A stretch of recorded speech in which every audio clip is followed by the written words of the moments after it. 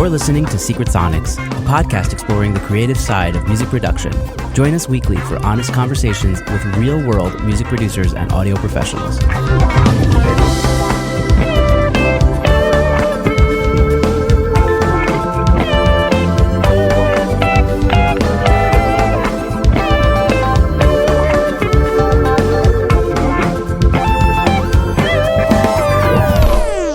Hello and welcome back to Secret Sonics. I am your host, Ben Wallach. My guest today is Darryl Howell.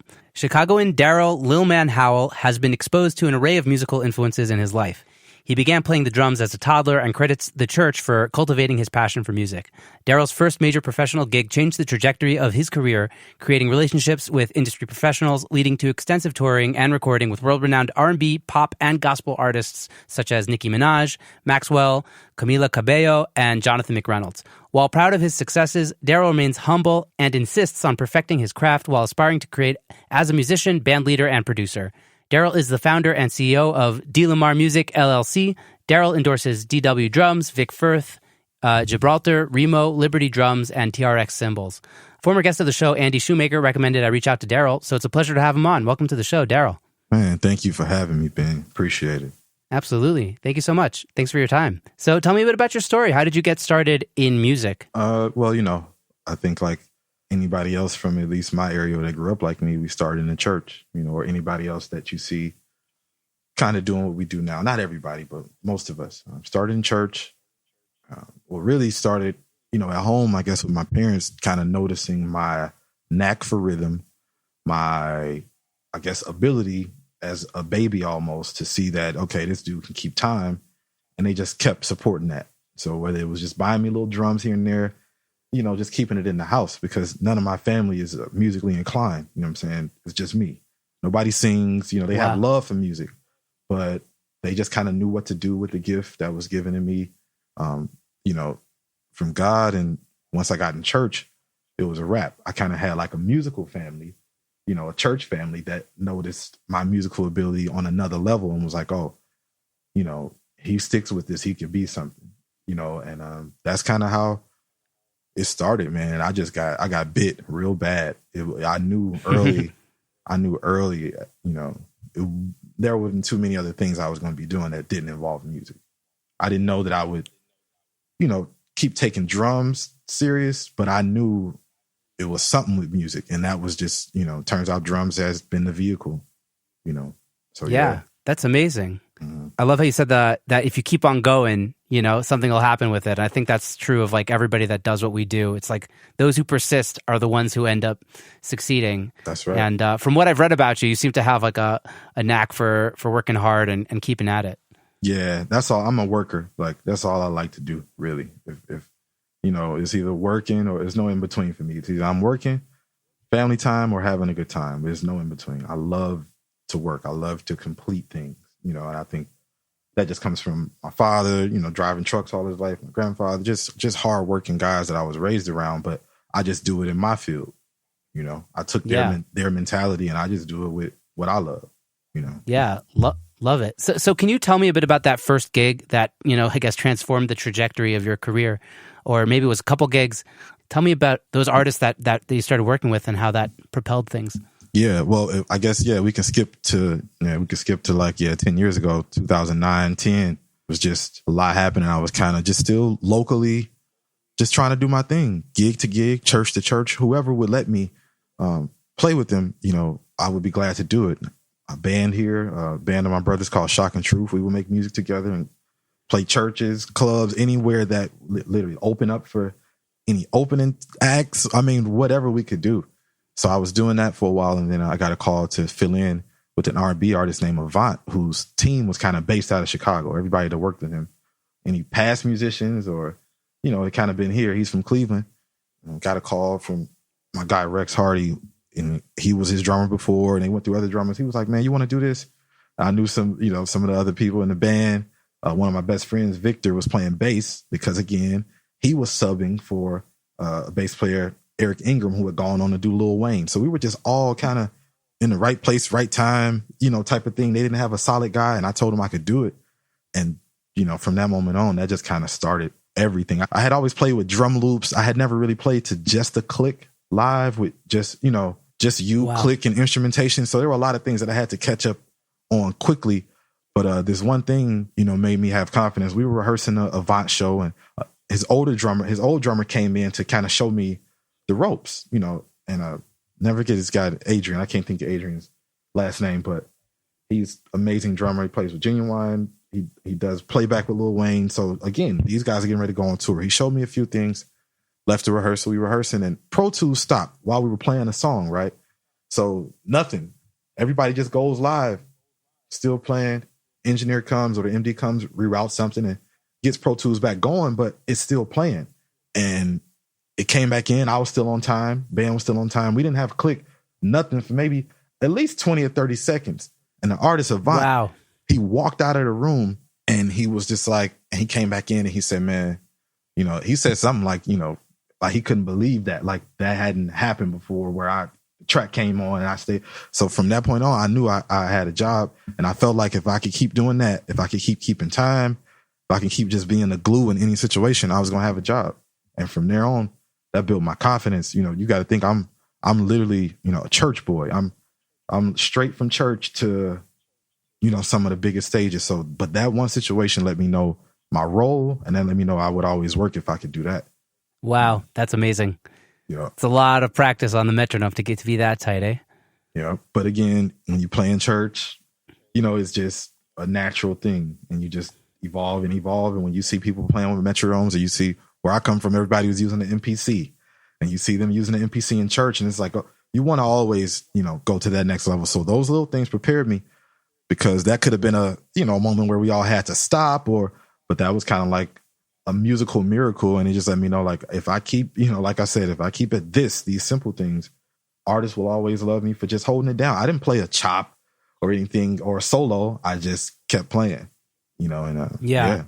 I think that's also like the secret of the rhythm section is like, the fancy stuff doesn't really matter as long as you're holding down the groove and people can lean on you, Yeah. Consideration for your, for everything else that's going on, Yeah. Yep. So tell me a little bit about how you met Nicki Minaj. Like, how did you go from that to like the big times, I guess? Okay. Kind of a long story, but I have to tell it like all the way the right way. So, all right. After the whole Avant thing, I was playing another one of my best friends, Marcus Kinsey, piano player, producer. He was playing with Mary J. Blige, and the MD at the time was this guy, Omar Edwards, and he was still hanging with Rex Hardy, the same guy. So, word of mouth. And, man, I started building a relationship with Omar, who I was already a fan of. And, these guys like him and Adam Blackstone, and these guys were just like cool with me off the strength that I had a relationship with some of the other brothers. And they just kind of took me on as a little brother and just, kind of was like, hey, from afar, hey, next opportunity I get, next thing that comes across my desk, man, I feel like you're ready. Your peers feel like you're ready. They're going to vouch for you. We're going to call you. And that's what happened. A couple other people, I don't know, couldn't do it. The story is still kind of weird, but it just happened. And I think like Memorial Day weekend, 2011, got a couple calls that Friday, a couple calls that Saturday. By Monday, I was on the plane and I was away from home for 3 months. And we met. Wow. And so that's how we met. And I've been her drummer ever since. And it's weird because she's coming from a rap world, hip hop.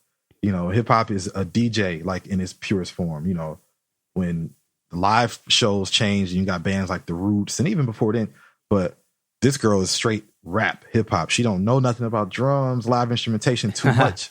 So it's kind of cool to meet her and kind of say I was like her first real drummer, like not just, a one-off in it. Like I was her first drummer that really spent time with her. And she taught me some things. I believe I taught her some things, musically, just connecting and, her being a rapper, that's like drums anyway. So it's great, man. She's cool. Right. And yeah, but that's how we met. And that's how long I've been, with her. So I love it. Yeah. Just word of mouth. It's like the word of mouth and working hard and delivering and showing up, when people call you. People trusting you and just God having favor, man, to, just do it that way. So we've been cool ever since. Of course, we're not working now. The last tour I did with her was last year. We finished up April of 2019. European run. So yeah, it's been cool. Cool. All right. Well, you're going to have At some point, you're going to make it over to Israel. We were talking about before we started this conversation. It's just a matter of time. Absolutely. You're getting everywhere with these tours. Hopefully, God willing, the tours will come back soon. We hope so. When things are safe. Yeah. I guess let's transition over to the studio, because I guess that's the bulk of what this podcast is about. So yes. How you're a touring musician, you're laying it down with these amazing artists, and like, how do you transition into the studio life? And was there a specific record that brought that to happen? Like, tell me the story. I was kind of always doing it. It just kind of worked hand in hand. I always had an interest for it. My father bought me a MPC. Another mentor of mine, my take, showed me how to MIDI the keyboard to an MPC. I'm talking about, and I'm freshman in high school, like, okay, 16 tracks. Like, I had been doing it, but I was just creating. I don't think I was ever creating thinking that I would produce other artists. I just like to track. Fruity Loops, whatever I could create stuff on. I just always like to do it. So it was kind of written already, just kind of like my drum career was. I was always creating or trying to recreate the beat I seen them play on the Rap City video on BET. Or I just kind of was a sponge, always just musically trying to do something else. I bought a turntable, learned how to sample with that MPC that my father bought me. I just kept trying to put the pieces together again with help. And before you know it, and I haven't seen many successes just yet in the pop world and the hip hop world as far as placements. But, as far as Christian music, I've been blessed to be able to do some things and really make some strides, in this industry, and hopefully going to even more levels, you know what I mean? But it's just kind of like the drums. I started to be like, okay, how did they make this? How do they make this sound? And I fell in love with that. I fell in love with producers. I was just a fan of just music and the creation of it, but from behind the scenes, never from wanting to do it myself. Just almost a nerd. Like, yeah. Yeah. Do you have did you have any like aha moments where you're like pulling apart the pieces of like how like a sound was made and you figured something out? Like that happens to me, but I'm so deaf on making my own sounds. But that did just happen to me with a sample from The Alchemist. He did this record on this guy named Freddie Gibbs, and the sample, I'm like, how you ever felt like somebody beat you to your idea? Yeah. So probably a couple times. Yeah. Yeah, like. It's like, oh, I thought of that melody before. You've heard it before, and like your subconscious be like, oh, and forgot that you heard it somewhere else, and you're wondering, did they make that up? Because I swore I heard that or I made it up. But anyway, they happen more for that. But anyway, this song I heard, it's an Andre Crouch sample of another sample, but that always happens to me there when I hear a record and I trace it all the way back and be like, got you. Even though it does nothing for them because the record is done, but it just helps me know that I'm on the right path to discovering some other stuff, like I'm digging deeper, but it also makes me like, somebody got that one. You got to dig even more deeper to find that next cutting edge sound or sample or next melody that you may rebite or replay or, so it happens there a lot. And I feel good about it. It isn't discouraging at all. It's just like, all right, I'm on to something, so that happens a lot.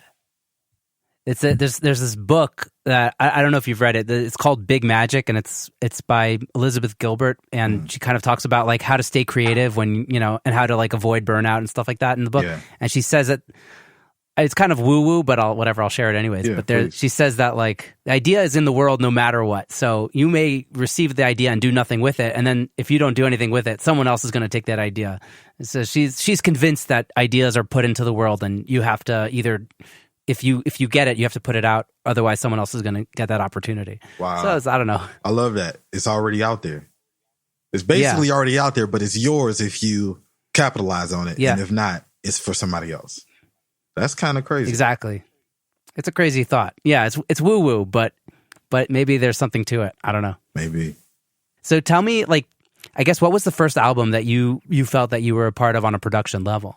Right away, there's a guy, man, who was like another mentor to me, who is, I just say was because he was living in Chicago at the time, but who is a crazy writer and producer himself and works with some of everybody and has worked with some of everybody.